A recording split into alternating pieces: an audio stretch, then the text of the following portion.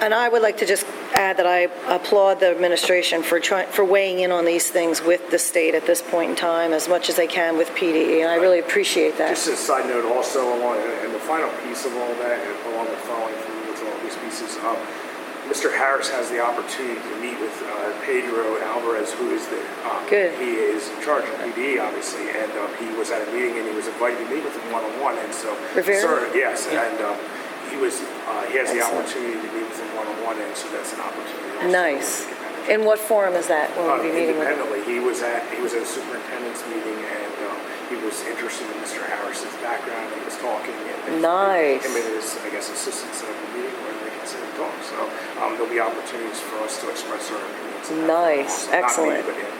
Excellent. Did you catch that, Mr. Kurtz? Mr. I did, You did? yes. Thank you. That's exciting news. And I believe the PDE's recommendations did include their input from PASBA study group. Did they not? Yes, I believe so, along with the surveys that we talked about Right. and other information. I know they reached out to the Pennsylvania Association of Elementary and Secondary Principals for Neat. input, also just through our professional organizations. I'm kind of pleased with the process, even though I was excluded from the committee. There I go again. That there was great grassroots input into these PDE recommendations. It wasn't a bureaucratic initiative just pushed down. It really did come from the ground grassroots up. But thank you for the update on that also.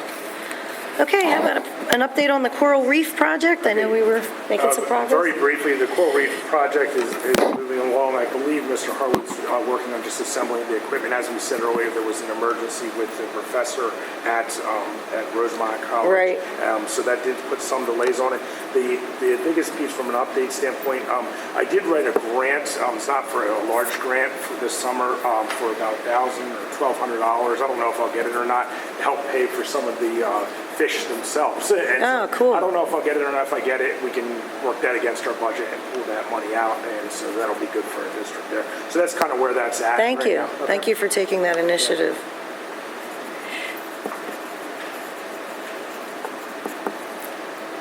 So will it be operational this? This school Year, year, this school year? we anticipate it will be working up and running this school year, yes. With or without fish? I mean, What's that? could fish be like a year? I mean, when you start a project like this, don't you have to wait a while before you actually put fish Yeah, in? So what they're doing, my understanding of it is, once the entire setup is done, I think they have to put the sand in there, and then they have to put Yeah, you have to what let they call everything live kinda rock, and then settle and- they have to let it like 6 weeks. I think it's a Okay. gradual process, and then they acclimate the living organisms, I think, slowly at a time. Right. So, I mean, So, hopefully by the end of the school year, we'll start to be able to do some real research, which is really the goal of Right. it, is to do research, and we'll have that opportunity to do that in partnership with Rosemont College. Excellent. I'm real excited about that. Thank you so much. Thank you for bringing that to our district. Okay, we wanted to know how the Chinese class enrollment was and I can tell you, and I'll let Jenny jump in on this in a second here. The demand at the middle school for foreign language is excellent. I mean, I think it's very clear within, I believe, a day or two, Jenny had over Less than double. that. It was less than 24 hours. I had 20 plus. I have a waiting list in case anybody moves. So it's crazy. There's a demand. I need to tell you guys, there's a demand there, and I need also to be very honest with you guys. In 2016, we're trying to create students to be successful world citizens. I know this is a gap in our program, an area where we can improve, and I think this is a great step with the Chinese. As our finances get better as a district, and this is really something we want to explore in terms of not just Chinese, but other languages, and trying to get it younger and younger. The younger you can start the language, the easier it is for acquisition. In a perfect world, you start some of your language stuff in the elementary school, and then you work your way up. But even if we can start it and get it down to the middle level, I think that's a real plus for our program. And please, I need to thank you enough for, clearly there's a demand here. You're And welcome. we're Thank really you. happy that we're Thank very you. You happy. drove the whole initiative. And Mr. Jenny Hurley. over there did a great job. Everyone did a great job. I'm thrilled to see what the Effort. response Yeah. is because honestly, I didn't This think was there a team would be effort, and, that much enthusiasm, so I'm really pleased. And I think you've spoken to a lot of the parents, and the response, if you want to characterize that. Oh, yes. I like I said, in less than 24 hours, I did a connected call and put it on Facebook and put an announcement on the website to try to make sure I got everyone at the same time. And then they just had to contact me if they were interested. First come, first serve kind of Yes. thing? Yeah, I just felt like that was the most fair. Yeah, I agree, yeah. So I got 20, like I said, in less than 24 hours. I had to start a waiting list. Every one of them I contacted to let them know for sure that they got it, and they just had to let me know because it's during their encore time. So they had to choose which health and art and music and those kinds of things. So it's replacing a few of those classes. Right. So they had to let me know their preferences as to what they for sure wanted to take. So that means they could fit and things like that. But they're excited. The teacher who's going to be in the classroom while it's happening is excited. Can you refresh my memory on how exactly that's going to set up? It's a distance learning course. Right. BCIU was in about 2 weeks ago to see the room. Basically, they have a rover that they put in the classroom, and it allows the teacher to see the entire class. She will be in one location. She's actually from China. Oh, cool. So she will be teaching the course that there are a few teachers who come over from China for the year and work through the BCIU at different schools and doing this program. So she will teach that class every single day. And the teacher that's in the classroom will basically just do if there's papers that need to be passed out or things like that, or just kind of organizational stuff. And then each student will be using a laptop during the course in order to do most of the work. So, Are there any concerns about the connectivity with 20 students all at the same time? Has that all been worked out with no, technology? This was over, and Good. he said that everything will work out fine. He actually got the laptops for us to use because we only have one card in the middle school, so it would have taken it kind of out of Yeah. circulation. So we had to invest in some new ones? He was able to provide us with some laptops Okay. that we can use those for the course. Are they physically connecting with the teacher at the BCIU then? Is this Chinese teacher at the BC? I am not certain. I think that she is actually housed at the IU and then teaches she actually has a full teaching schedule. She just uses Neat. is with different.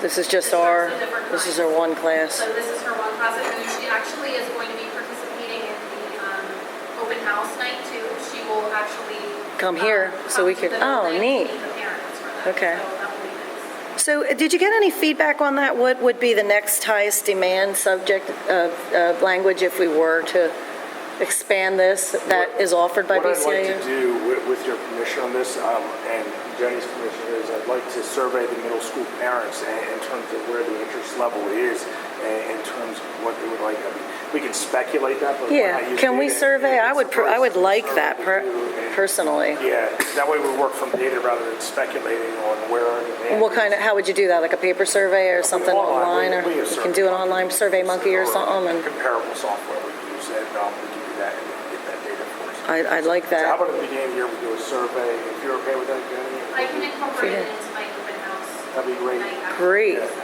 Yeah, and I hope that you'll consider Arabic as one of the languages offered. I'm just not sure if anybody thinks about that, but I understand there's a lot of jobs for, It's a world Can I jump in here for a second? please do. I think we need to think more globally about some of these languages, and it would be great if we could come up Chinese. with a district vision for how we'd like our foreign language program to look. Because it seems like we're tweaking here and there, and we took away language from the middle school one year, now we're adding Chinese, but we still don't have the languages we offer at the high school. We're offering French and German at the high school. Maybe that makes sense, maybe it doesn't. Beyond all of that, speaking as a recent college graduate who took Spanish at Daniel Boone and in college, I think there's a need in our district to reemphasize some of the basics of the English language and English grammar. Because when you're taking these lessons, if you can't differentiate between a direct object and an indirect object, you're not able to learn the foreign language grammar effectively. And I know a lot of my peers struggled with that, both at Daniel Boone and at college. So there's some feedback there. I don't know if a foreign language committee could be set up or something, but if we're looking to overhaul how we do language in Daniel Boone, let's think big. So you'd like to see a district plan kind of laid out for what we would ideally like to see Yeah. to do with I'd the like, languages in the district. Instead of just kind of plugging and playing, if you will. Yeah, I'm okay with it as a sampling, right? Oh, yeah. But I'd just like to see some. I think the feedback that What do we would, want as a Danube area school district, our foreign language program to look like K through 12? can you work on that, Mr. Hurley? Is that reasonable? Yeah, I think that's a great idea for the vision, long-term. And then one more question from Mrs. Rexford. Did you qualify them in any way as you got the applicants? Was there some sort of qualification that you looked for before you signed them up for the class? Because, I mean, I guess if you're weak in English grammar, is that something you would? When I actually put out the information to parents, I did stress that proficiency in reading Okay, was in reading, that was the base. necessary. And I had only one of the students who ended up being one of my 20 was kind of right on the iffy side, and I spoke to his guardian about that, and she actually was a college professor, Oh, and neat. felt very strongly that he had made such strides in the past year or so Good. that she felt like he could really handle it. And I actually brought up the concern to the people who were representing the program that came to the building. Just that there's this one student I'm a little nervous about, and she said that actually sometimes students who sound a lot like that student, she said actually grasp onto it and really love it and just run with it and do Great. really well. I'm So glad we use that individualized approach. And if he's motivated, that does, he or she, Yeah. that speaks volumes too for the success. Good. So, I have one good question. So what teacher did you manage to bring up that plan? The question is, which teacher will be is it called the rover? Is that teacher referred to as the rover, or is That's the the No. equipment. actual teacher is the rover? And then like we have a facilitator or whatever? It's actually a teacher, that's the teacher's duty. So that's what that teacher is doing as their duty. As their duty, okay. Yes, they have that every day. That's the same teacher every day.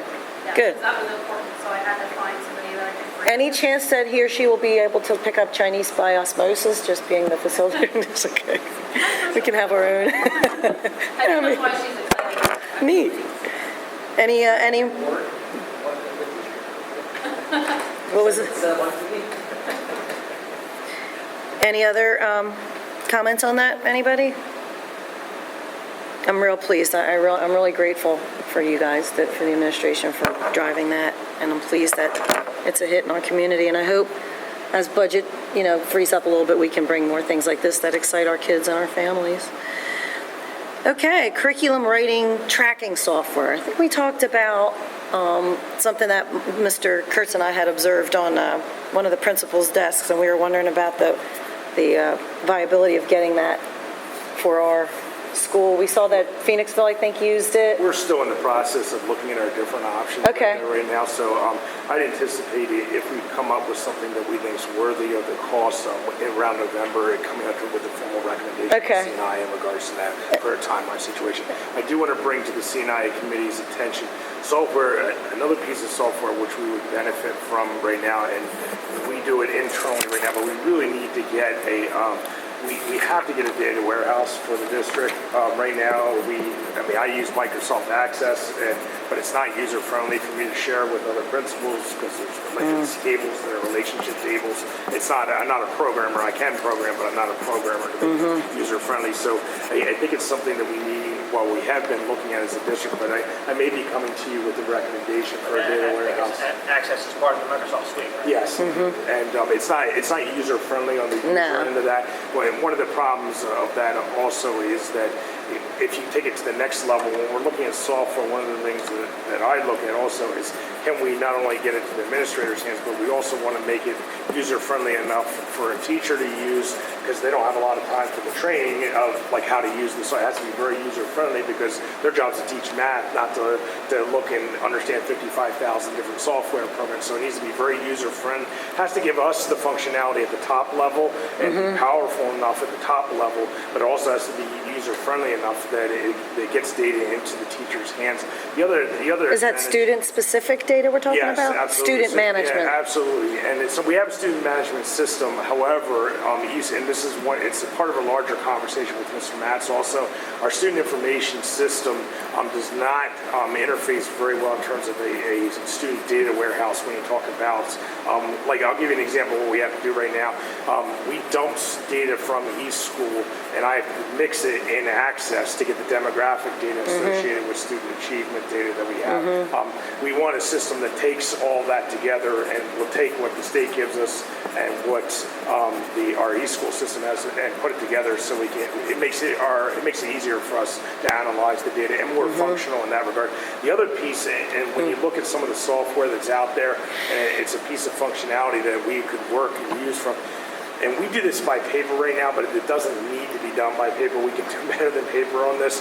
When we use an intervention, say a child is not succeeding, we use an intervention, say they're struggling in reading, and we're using a particular software, say we're using the Academy of Reading as an intervention.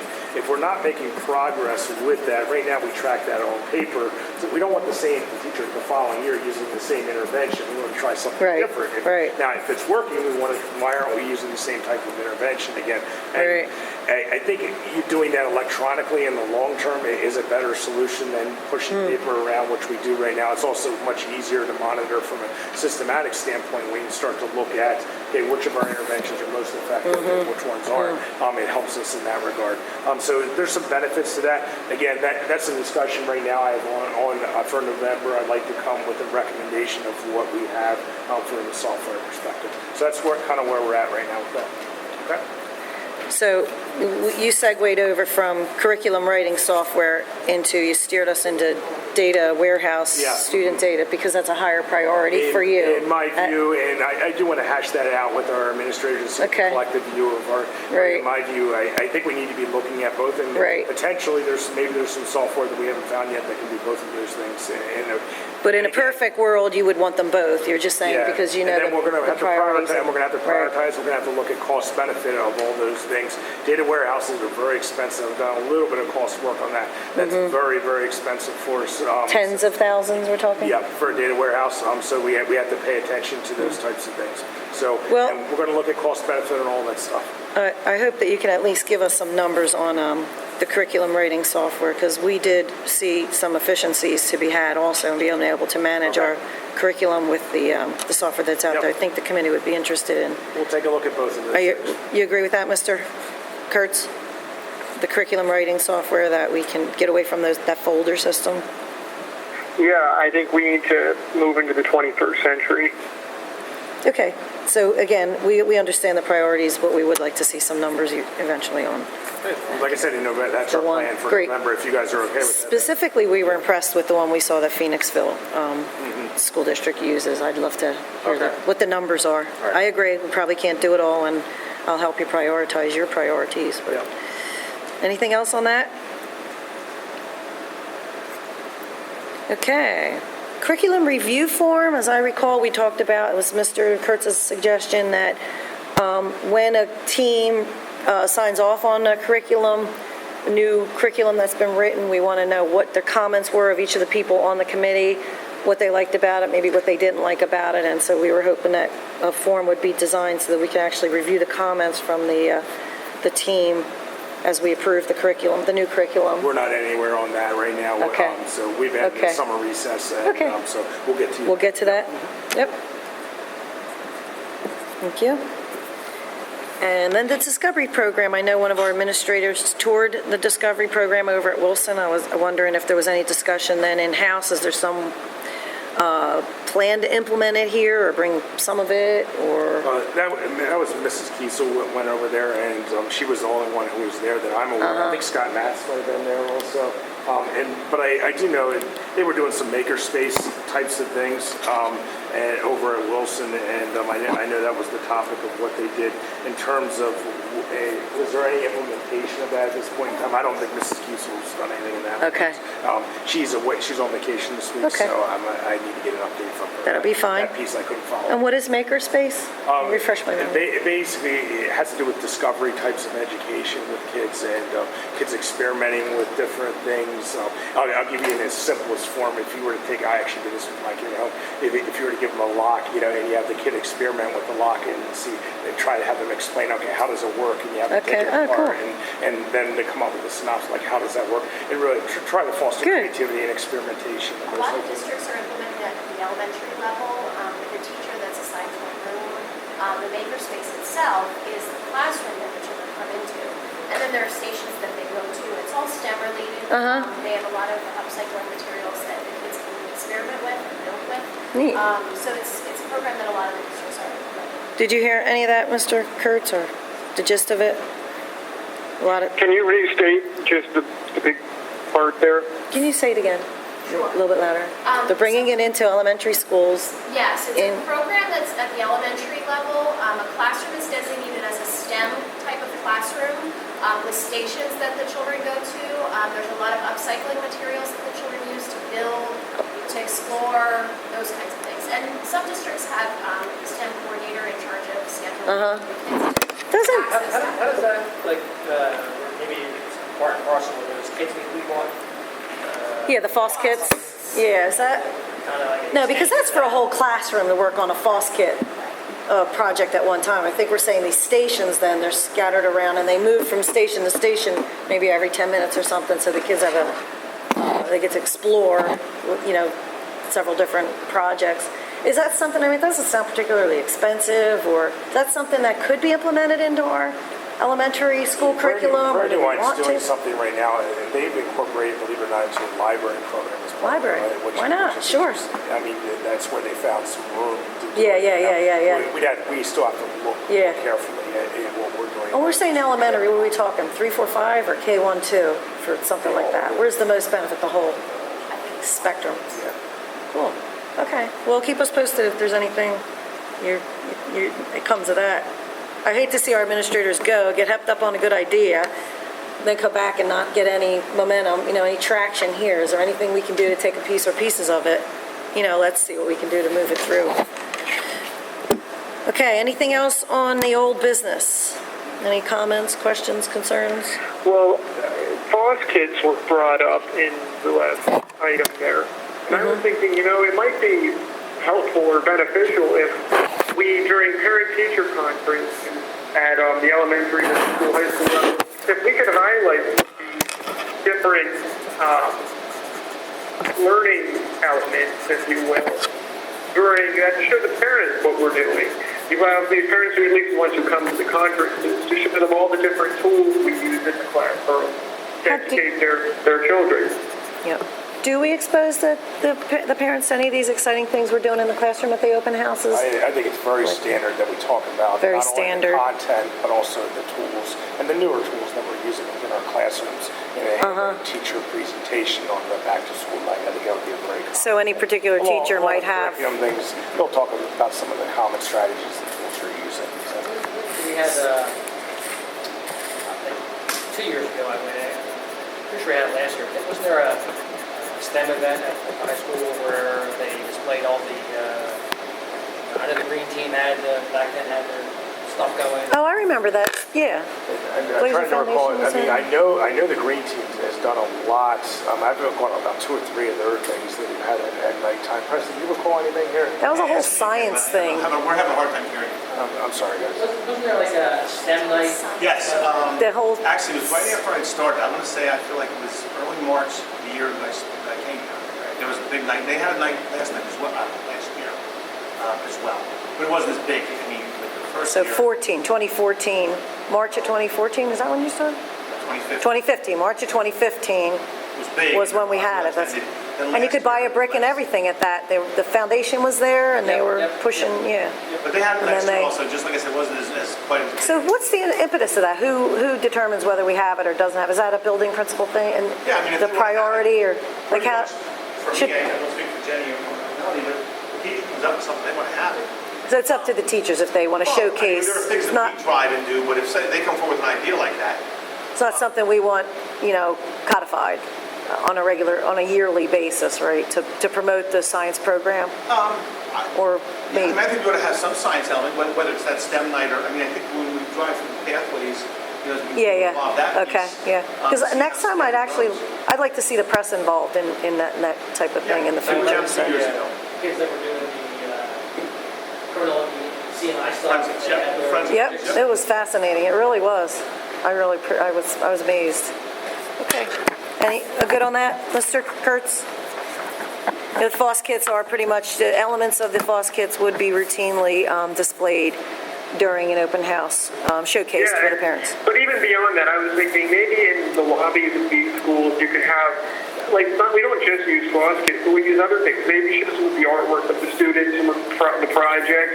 Like, as parents are walking in, you have all of these different things and they can walk up and they can look at it, maybe tables set up to show that this isn't just, I don't know, when you think of a classroom, I don't know, from 30 years ago, 20 years ago, 40 years ago, but instead that this is a new, all of these new and innovative things that we're doing. It doesn't need to be part of a demonstration or anything per se, but just almost like an exhibit in a museum, if you will. You can go up and look at it and maybe have a little bit of information on it. Again, that might take a little bit of setup and you have to have someone take it down, but I know if I were a parent, I'd be very interested in looking at those things. Any comments? I know Mr. McKnight at the high school is trying to showcase more of the kids' artwork and stuff as a routine thing. Do you guys have any comments? You set anything up in the lobby when you have parent Yeah, nights we as had a... the art show, and I actually... I'm sorry, art show? Yeah, I actually had my art teacher frame some of the artwork that was done, because we had some areas that had some kind of not that great stuff on the wall, so once the office area is cleaned for the summer, I'm going to put those up, so they'll... So middle school is going to be framing some art and putting them up for all-time use and We always showcase the artwork and this showcase it. projects and things. Monocacy, it's always showcased, and Birdsboro too, we're talking right, both school. Yeah, so that's my experience, that you always kind of put on your best foot forward when the parents are in the building, and I think we're getting that kind of feedback from the administration. Okay, anything else on that, old business? 6:45, we're going to move on to new business. Personal financial literacy lessons for DBS Yeah. ASD students. I'll jump in here because this is something I was reading a news article, I believe it was in the New York Times, about how just how few people know the basics of financial literacy. Just compound interest versus simple interest, elementary things. And I was thinking back to my time in Danielsville, and there was never a lesson. I mean, back in middle school, we learned a little bit about compound interest versus simple interest, and we looked at the stock market pages of the newspaper. And in high school, in 12th grade, we played a stock market game, and that took about a week and a half. And my thought, in retrospect, is that time could have been so much better spent. I mean, we're not going to graduate high school and go out and invest in the stock market. There are steps that need to be taken that are much more immediate and pressing for students. Comparing student loan interest rates, setting up bank accounts, the dangers of predatory lending, just the elementary finance pieces, the power of saving money. If you save $400 a month and invest it, you can have $1 million by the time you're 60-something. Like those elementary things, from reading about this stuff on my own, I realized how much we can do in our schools to teach this better. And I know that this Bites you sent out an article. They were saying something similar, so I don't know if you'd like to speak to that at all.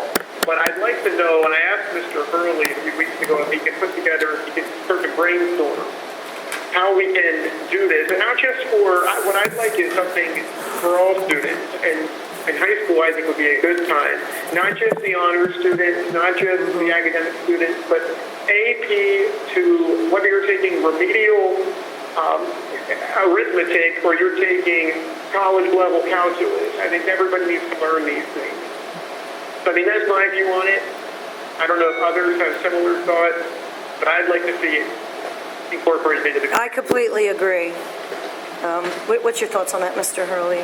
This is something I'd like to collaborate with teachers on in regards to, because I think it's important we find natural places within our curriculum where it would make the most sense to teach different elements of that. For example, maybe in an economics course, maybe that's where you start talking about macro and micro forces dealing with that affect the stock market. Maybe when you get to talk about some of the check writing and bank stuff that you just talked about there, maybe that falls nicer into one of our business education courses. So I think what I'd like to do on this particular topic is try to collaborate with our teachers a little more to see where it falls in naturally, rather than an isolated course per se. I think we try to find spots where we can infuse it, and then also there may be places that we're not aware of them because the curriculum's 9 years old or 10 years old and written that teachers are already infusing this in. And I think we'll find that there's a lot of infusing of that type of stuff there, and we need to formalize it into our formal documents. And then where we find the gaps, maybe we can infuse some important topics. Okay, I think that's a great place to Does that sound start. like a plan, Connor, in terms of a starting spot? Collaboration with the teachers to see where it fits into Well, sure, but I'm existing. thinking specifically, you mentioned like how to balance a checkbook, I believe, or how to open a bank account as being part of a business education course. Only, maybe 40 students a year, 50 students may take a business education course at the high school. Like, these are things like everybody is going to have a checking account at some point, so everybody should know how to open a checking account or how to open a savings account. So just keeping it in mind that we want it run through the classes that everyone gets across the board and infused in every level of that curriculum. I think really you can deliver the basics in 1 or 2 class periods, really. Just the simple message of spend less than you earn. Save money. What's the difference between a 401k and a pension? Like, I don't think a lot of Daniel graduates necessarily know the answer to that question. And it's not their fault. I just think that we need to do a better job of teaching these things. I'd like to suggest that one of our teachers attend the Keys to Financial Success course made available by the Philadelphia Fed. It's specifically for teachers to teach a financial course, a personal financial course, and bring the basics that they are promoting for students to learn before we make a decision on how it fits in. Let's see what the scope of what should be taught is before we make a decision. Maybe it should be a half-a-year course that everyone has to take in their senior year. Seniors. There are elements of financial literacy that go into home economics, and so I can tell you at the middle school level that exists right there. They talk about shopping and some things there. Again, to tie what Carol's saying, I think if we tie all that together, home economics is a mandatory course. Maybe we can take a look at what the experts are recommending in terms that's what I would suggest. If we could please just, it's probably free training. Home economics might be a place where we could tie something, because that's a mandatory course, certainly in 8th grade it is anyway. Neat. And I think you get I think there's a little bit more to it than a day or two, some of these topics. I think it seems easy for us to pick up balancing a checkbook, but I have watched my high school student struggle with the whole concept of it. And it takes a little while because their brains aren't wrapped around those things. Local bank. A lot of times the banks, they do volunteer work. Or the banks that we use on the business front might be one to send in somebody as That would be great if you can just start to look into it. Myself, I come in free charge. Yeah, exactly. Careful your body. I love that idea. I appreciate your leadership on that, Mr. Kurtz, and I really appreciate the way the administration seems to be embracing the idea. They're going to look into it and see how and if we can fit it into middle school or high school. Well, I had another thought come to me during this discussion, and that when we were doing this simulated stock market game, and I don't use that in a disparaging sense. It was a fun activity. It was helpful to learn the basics, if you will, of how to buy stocks. But the purpose was the reward, if you won, it was like a candy bar or something. But winning was earning the most money you could as quickly as you could. And when you try, if you're a day trader and you try to make a quick buck, it doesn't always end well. And it seems to be that it ends in disappointment more than it ends in wealth. And the real winners of that game, in my mind, should have been the people who went on and It's a long-term thing with the stock market. That being said, somehow I won a candy bar because I lost the most money out of everybody in the class. But anyway, that's just a thought. Good. I want to make sure we're teaching the right things and all this stuff. The right things, the right way. I would like to note that Neshaminy School District is using the course that the Fed offered, and that 3 states have already adopted it into their requirement for curriculum, Georgia, Neshaminy's Idaho, and using it now? Texas. Neshaminy. I'll reach out. Great, thank you. See how they're doing. How are they incorporating it? Chuck Deal is the teacher teaching it. I have another thought on, this isn't related to finance necessarily, but when I was in elementary school in Danielville, we had junior achievement. Are we still doing that? Our local junior achievement, No. closed or folded or whatever. you Local wanna say, so they don't- junior it's not achievement. actually a Berks County. It's not a Berks County initiative anymore, and that's what it was. You're tied to like it was a county initiative. Yes, it was All right. Probably funding. Yes, there's no Anne-Marie longer. Trainer was involved in that. It was what? That was Anne-Marie Trainer. She was involved a lot in junior achievement. So, Mr. Rathgeb is saying we had some accomplishments? No, I did. You did? I did, but yeah. Wow, and look where you've come. I think I was the treasurer or vice president or something. Nice. Okay, so we're going to be looking into that. I'm excited to hear what you come up with and bring back to the committee in upcoming months. Okay. Got a couple of those. So we have a couple other new business items Mr. Hurley is going to share with us at this point in time. Okay, first, I gave you guys a list. We have, as we're required to do, and it's also on the board agenda for this evening, but I think it's important to bring it before the curriculum committee first, just so you see this. We're required to report classes, non-special ed or remedial classes, like our standard classes that are below 10. You can see this year at the high school, we have several that are below 10 in its nature. I think it's important to note a couple of things. It's way down from a couple of years ago. I think it's also important to note, not only is it way down, I think that they are AP courses. AP courses are essential to getting into our highly selective colleges. So when we look at courses like these are the types of courses that we encourage and want kids to be involved in.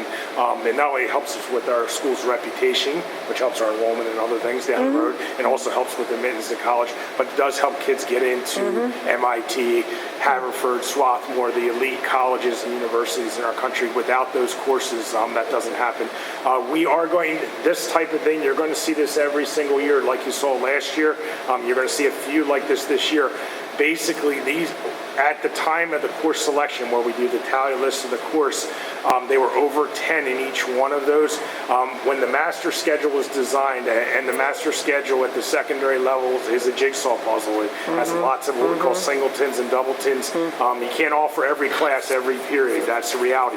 In a lot of cases, you can only offer one class of a particular topic.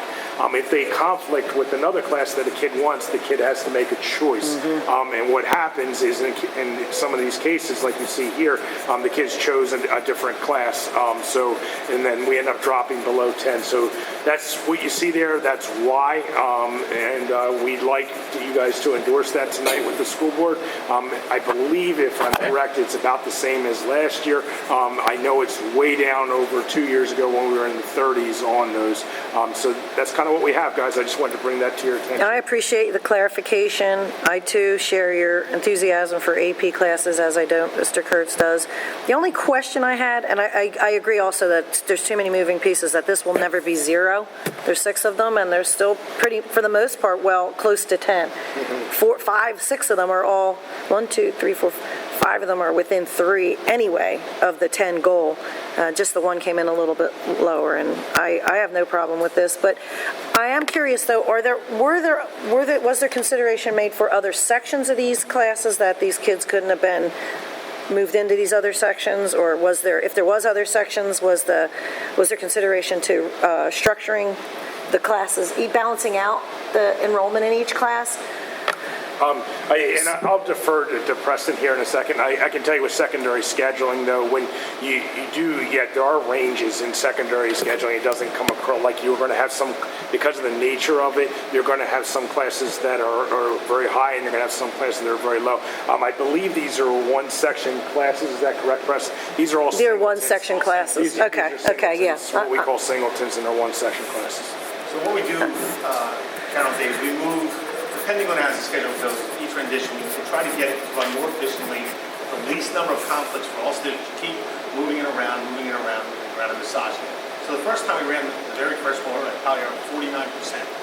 So Megan kept moving and tweaking it, and it gets up to 70%. And at that point, we hand it over to the counselors, and they have to start calling, students to say, listen, you have to choose between this or that.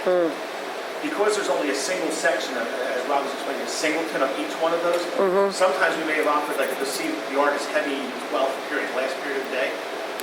We may have at one point run it in period 3, but then it caused a bunch of other conflicts and lowered the percentage. So it was all considered, that's all I wanted to know. As long as it's been And- considered, and the other I point wanna have no make is comment. that Think of the 6 teachers there. 5 of them are teaching beyond their 6 period contractual requirement to offer these courses. The other person is right on the number 6. So, Neat. it's a situation where we trade out a duty, so they can do that. So it's Good, collaboration- keeps them out of study collaboration halls between and, teachers yeah, and administration to make it happen, so. great. I'm fine with that, I appreciate the process also. Any comments from you, Mr. Kurtz? No. Do you have the document? Do you have access to it? The 10, Yeah. the 6 under 10? Thank you. I think you're doing a great job to get this down. I think there was 40 first time we looked, when we discovered this. And there are like 40 classes under 10. This is much. So I think this is amazing. Okay, Mr. Ecken, you good? Okay, next, Mr. Hurley, anything else for us? Yeah, the last thing, I just want to bring this to the curriculum committee's attention. Do you want to, I was all in agreement, but so we're going to make that recommendation type forward? Oh, yeah. Do we want to, is the committee okay then with recommending this at the COW tonight when it comes forward, that we're okay with, we've approved the under 10 classes? Sure. Okay, Thank you. we're good. Yep. The last thing that I'd like to talk about here today, and this is very important, this is what I put in front of you is an anti-bullying program that we'd like to implement at the middle school level. This is the gold standard of anti-bullying program. It's the Olowitz anti-bullying program. It is the research behind this program is outstanding. It's very thorough. It's comprehensive in nature. It deals with bullying at the student level. It deals with bullying at the administrative level. It deals with bullying at the classroom level. They're doing teachers. Their teachers are teaching lessons. What's that? No. There you go. And it also deals with the community level where we're trying to get parents involved. So it's so comprehensive. It's a proven program. It is the gold standard that's out there. I wanted to bring it in front of the board tonight. I think it's important. Jenny wants to do this program. It's part of her school improvement program that she's working on in the middle school. It's very good. She's put some time and some research into this. This is top notch. I just, if you want to hear about it, I wanted to make you aware. So, like, what's the middle school doing? I wanted you guys to know that's what they're doing. Historically, the middle school used Tom Stecker and Associates for their anti-bullying program, which, by the way, was also based upon sound principles, same type of thing. This is formalizing a lot of the ideas there, and this, I would say, we're always trying to strive to improve to get better. This is the gold standard that's out there. It has my recommendation, and it takes time and effort, and Jenny's willing to put this in to implement this program, and I think it's the best of the best. If we can do this, I think it would be great. Jenny, would you like to talk a little bit about it? I actually spoke to a number of the middle school principals in the county to try to get an idea of what they're using, and almost every single one of them responded that they use this program and that it's very successful in their building. So every year I've tried to implement something in an assembly or something and just do little lessons here and there to try to talk about being kind and those kinds of things, but I think that it's important as a middle school that we actually have a program that we're following, and I'd like to implement it in groups where students are actually together with 6th, 7th, and 8th grade and a teacher so that they're getting to know students of other grade levels too, so that they have mentors, whether if they're students that are older than they are, or, other kids in the building to look out for them when, maybe they're not with a friend or something like that. So I really wanted to help make our building more of a community as well. And I just think that this would really do very nicely for us in that role. So, If you take a look at page 5 on there, it kind of gives you an idea of the different components of the program, also on page 5. okay, looking at page 5, general You requirements. can kind of see some of the things.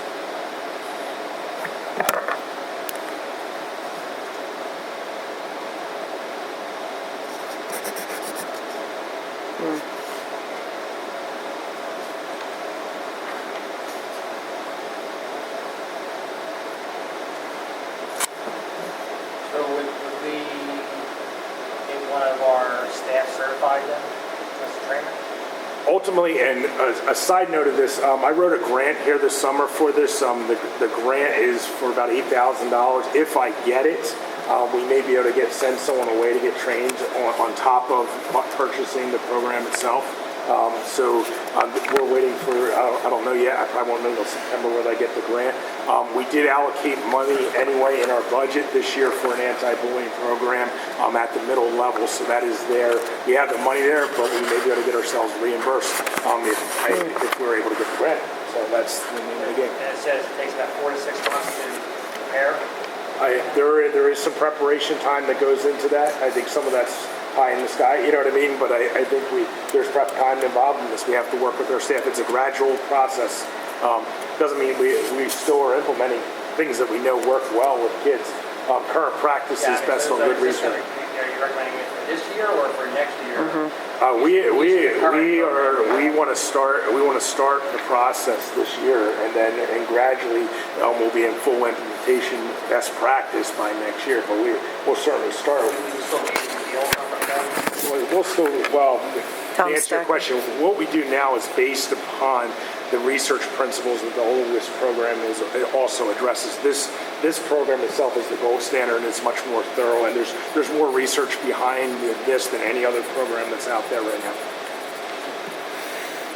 So I'm confused on the cost then. What was the cost of our old training? What is the cost of the new training? And Yeah, well, the cost has been budgeted for. We budgeted for this in our budget. It is in my budget right now this year, just so you're aware of that. for this program, not for the old For an program? anti-bullying program, okay? And how much more are we paying for it?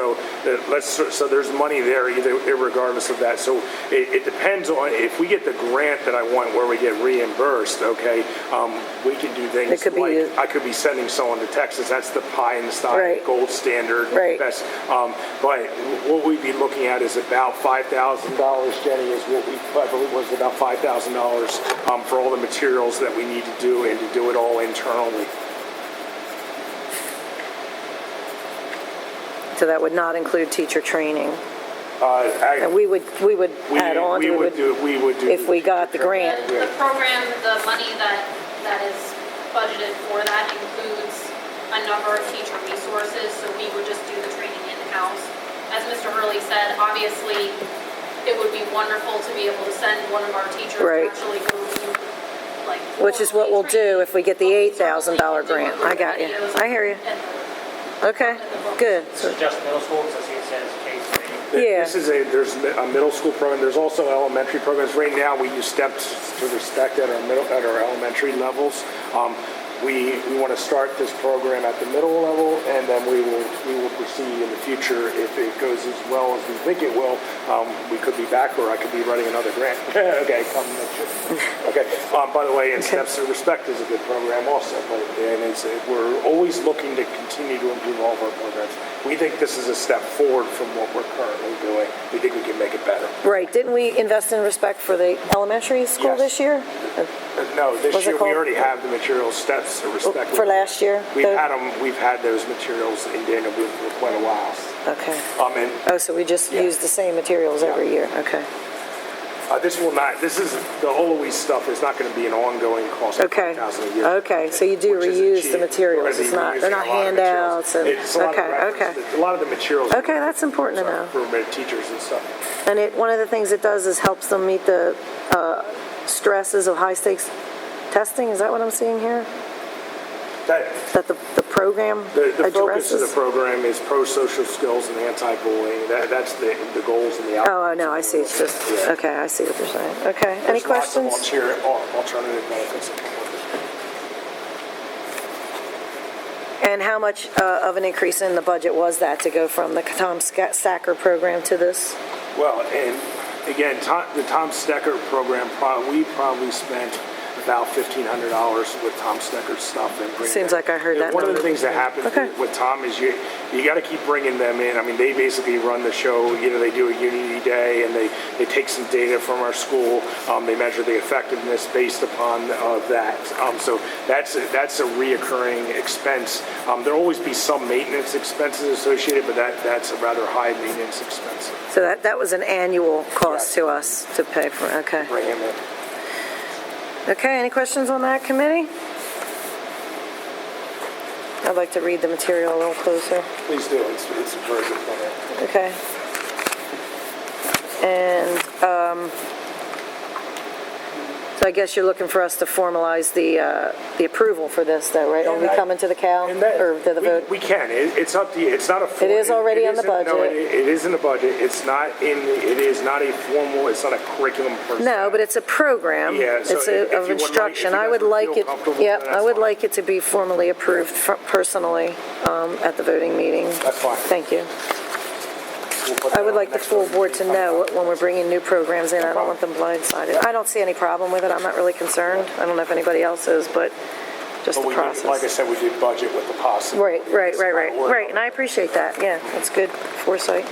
Okay, so, any other material for, any other items from you, Mr. Hurley? You good? I'm good. Appreciate it. Administration, everybody good? Mr. Rathgeb, Mr. Kurtz, anything to add to the committee meeting tonight? And the public? We good? Okay, so Mr. Kurtz, you okay? Thank you, Mrs. Vice for standing. You're welcome. It was fun. And I'd like to conclude the curriculum instruction meeting at 7:09, August 8th? Where are we at here? 8th. Meeting is adjourned.